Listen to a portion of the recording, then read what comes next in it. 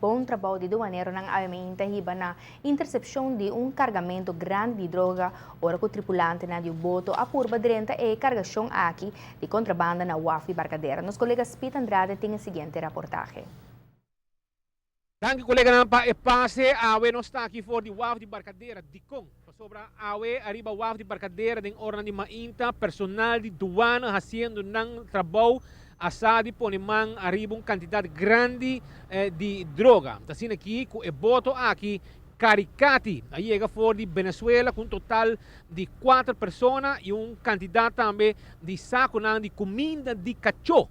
Ora, com o personal de duana, a começar assim e controle a constatar que tem algum saco aqui que será de forma machado 2 meses. Vai over na investigação digo mais profundo. Arriba a situação aqui e também descobrir, ora que estava fazendo investigação, que tem droga a bordo de barco está escondido de saco de comida de cachorro.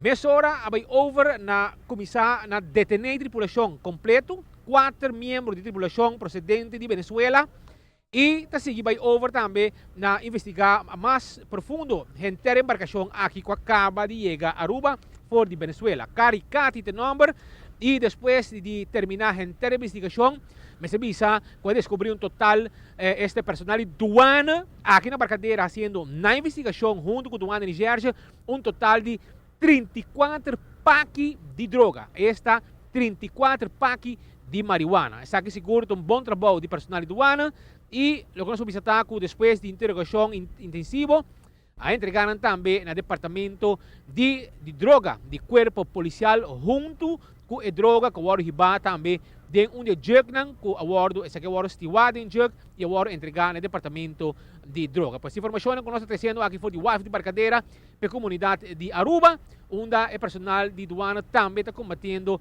tudo o que tem a ver com o baixo mundo. E nesse caso aqui hallazgo de droga de UAF de Barcadera. Seguro para a temporada de Ano Novo, e quarteto aqui, outra será atrás de trali, pendiente, não caso como se bem dilante de corte. Junto com o camarógrafo Walter Fampinhu, a Pete Andrade, para a ATV, back to studio.